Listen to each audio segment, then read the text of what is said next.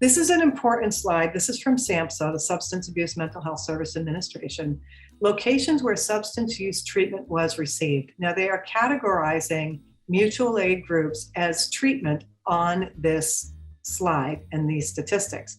And what they're saying is out of the 19.3 million with SUD that were surveyed, 2.1 million of them received services and achieved their recovery in self-help groups, mutual aid groups.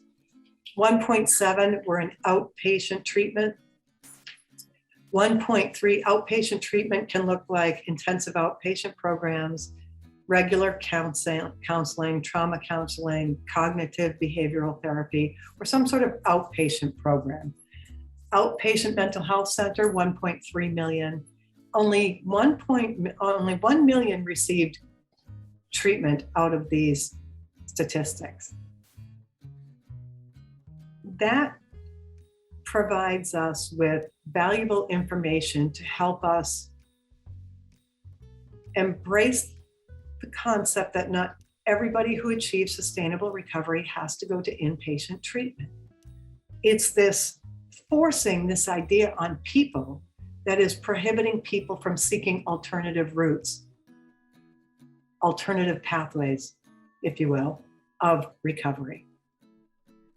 Hospital inpatient, 642,000, emergency room, 514. Now these numbers indicate that some of those surveyed may have participated in more than one type of treatment, so there may be duplicative numbers here.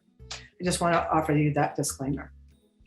So what are some of the other pathways of recovery then? If you're saying, Ginger, that there are other pathways than self-help groups and inpatient treatment, what are they? Good question. Let's take a look. Some levels of clinical care for pathways of recovery include pharmacology, which is medically assisted therapy, medically assisted recovery. That's what MAT or MAR stands for. That can include Suboxone, buprenorphine, methadone, Vivitrol, and gabapentin, and some other prescription drugs that need to be prescribed by a provider to help somebody discontinue their substance use. There's detox, which can initiate recovery, and inpatient. There's residential treatment programs. There's acceptance commitment therapy, cognitive behavioral therapy, dialectical behavioral therapy, EMDR, and on and on. There's many types of different therapies nowadays. Intensive outpatient, that's a program where an individual might go to a treatment center for 3 days a week for 4 hours a day, or 4 hours a day, 4 days a week, 3 hours a day, something like that. Traditional counseling and therapy, animal assisted, which I mentioned, there's equine therapy, there's canine therapy, there's specialized therapies such as wilderness or in nature. And one thing that's really important to recognize is the importance of oral health in helping someone achieve their drug use goals, because we have seen folks that are injection drug users or methamphetamine users and have poor oral hygiene, and their teeth are starting to deteriorate. And if we can provide resources that help restore their oral health, that can go a long way in building up somebody's self-esteem. Because if you think about the cost of your dental work alone, and if you don't have insurance, come on, that's overwhelming, right? Imagine a person who has a whole mouthful of teeth that need to be repaired. And you just figure, why bother? My teeth are a mess. I'm never going to get them fixed. I'm so embarrassed about them. And that alone can perpetuate someone into continued reuse. Here's a couple unique pathways of recovery. There's a yoga 12-step program. There's actually a few different types of mutual aid, recovery-oriented yoga programs. There's art therapy, and this movie is down in your additional material. It's about a minute long. There's equine therapy, and this movie is down in your additional material as well. I encourage you to seek out these different types of pathways of recovery, regardless of the role that you're in, simply to educate yourself around pathways of recovery so you can help support individuals when they are resistant, that they don't want to go to treatment or a mutual aid group.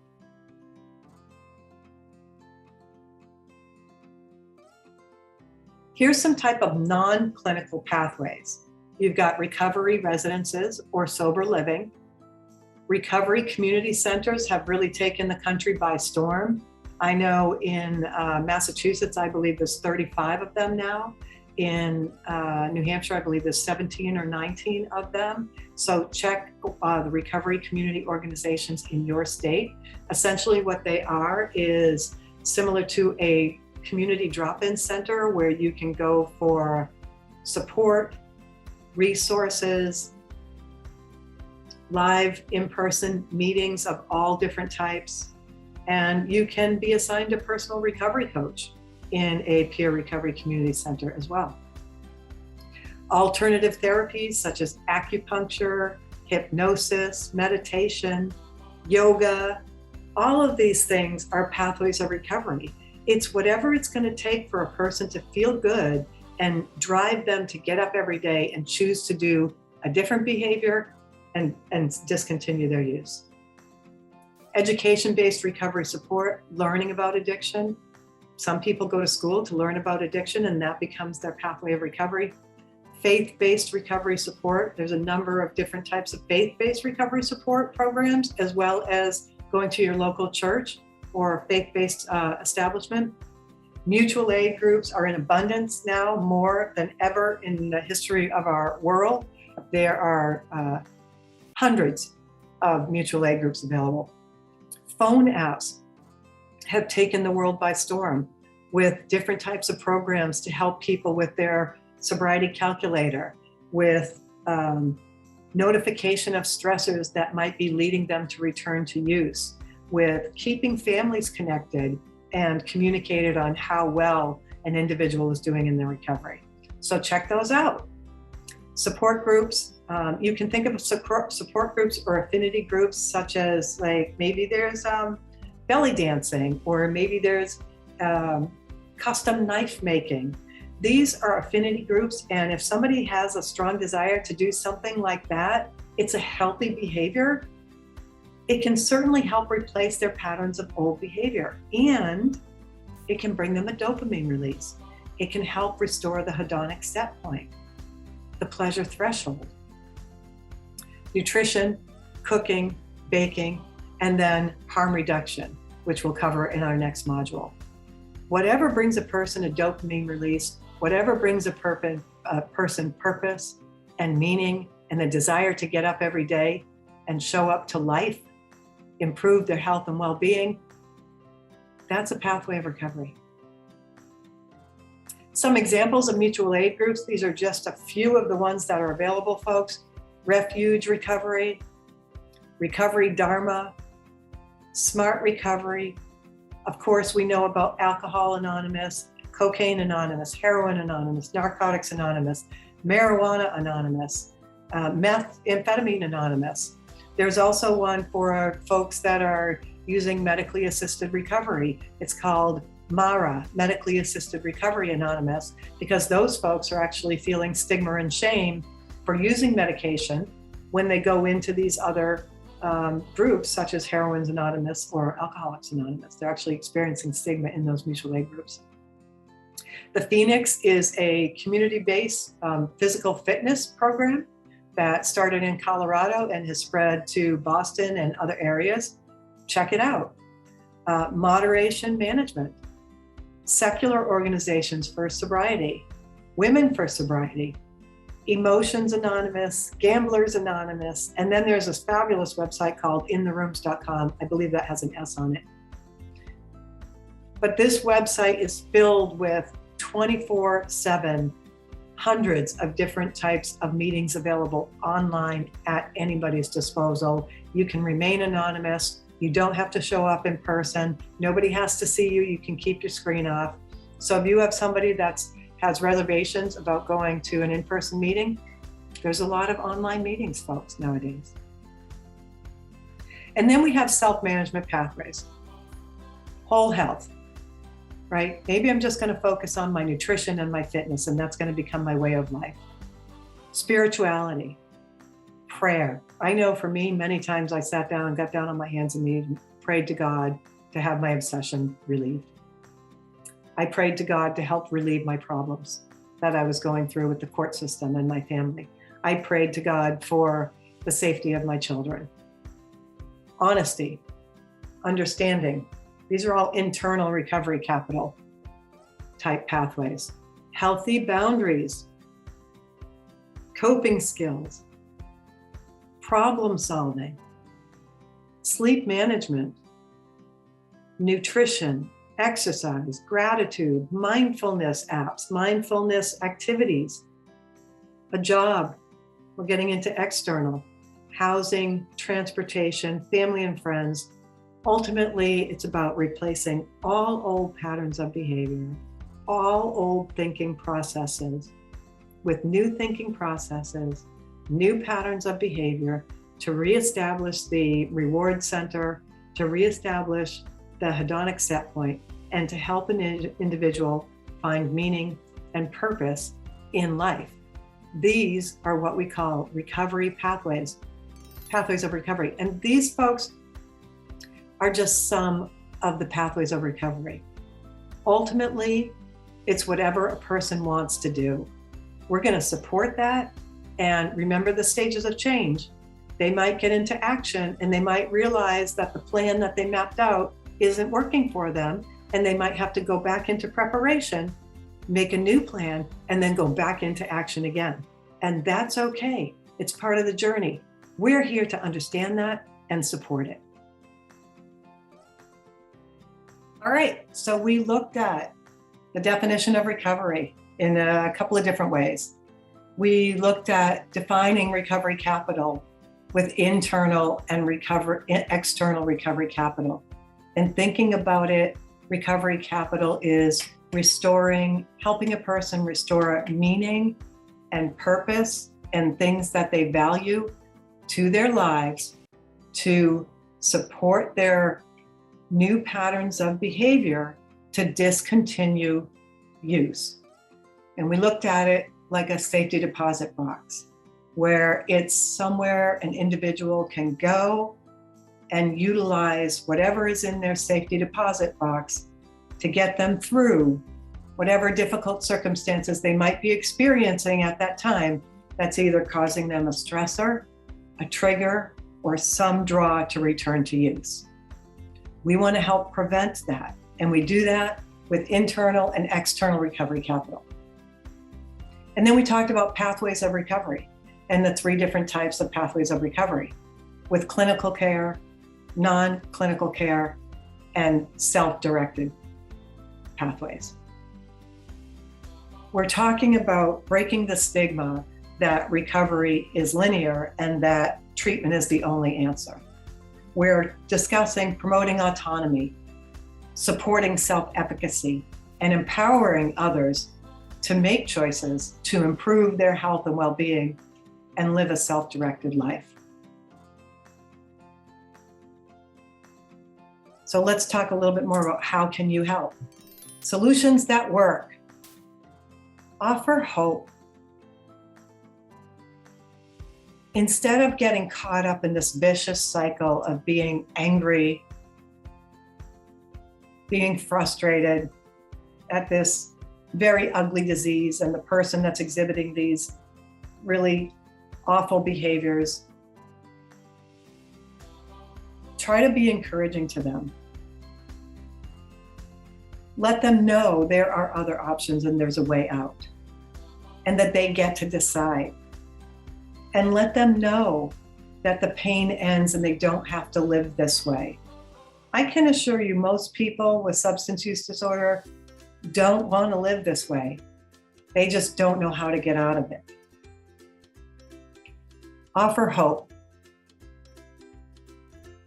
I also want to offer a caveat that for those of you that our loved ones, family members are experiencing substance use disorder, remembering always to take care of yourself first, and that you can really get caught up in the thinking that you can help control this disease. And gosh, that would be really good if you could, but they're the only ones that hold the key.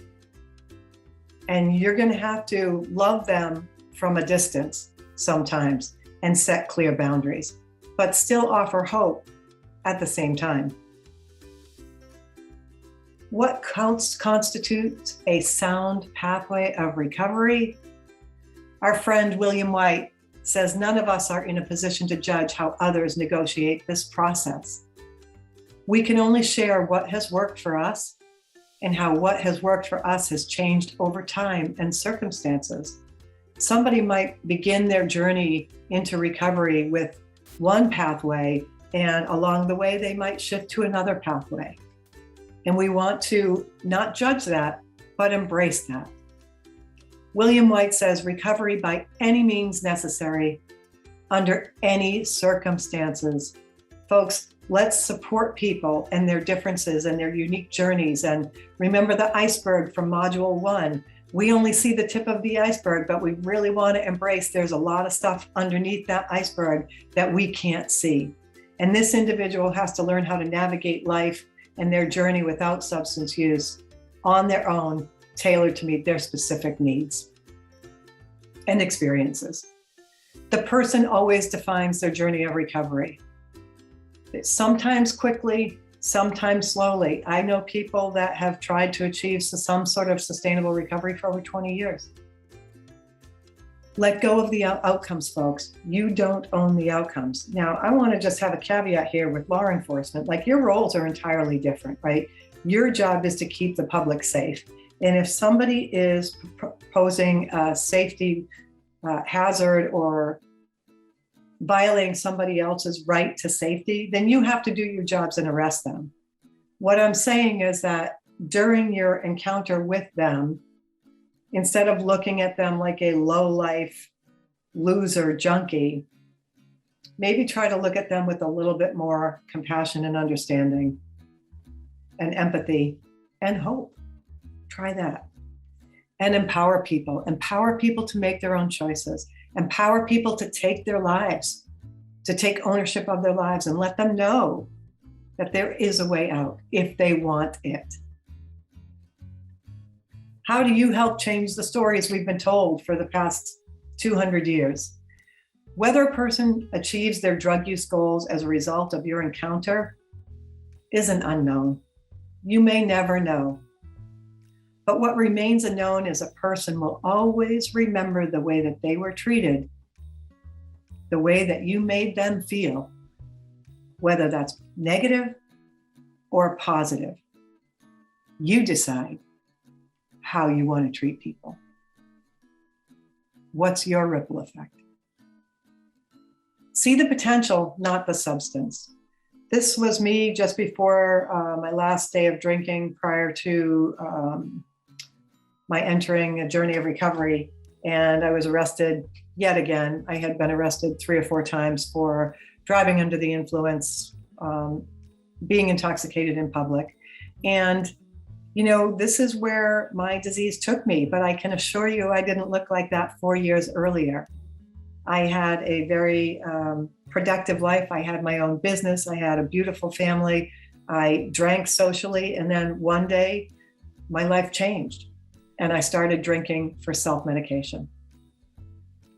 Today, I have restored a relationship with my younger daughter. I'm still hoping and praying for a relationship with my older daughter. But for me, my recovery capital was having people that believed in me. For all the naysayers that didn't believe in me, you contributed to the problem. For all the people that believed in me, I thank you, because it is those people that helped stand me up and helped me believe that I could overcome this disease and take my life back.